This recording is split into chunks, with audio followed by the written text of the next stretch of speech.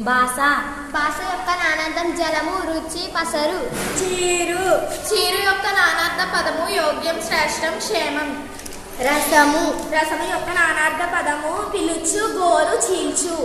లెస్స లెస్స యొక్క నానార్థ పదము ఒడ్డు, ప్రయాణం, ప్రమాణం, భాష.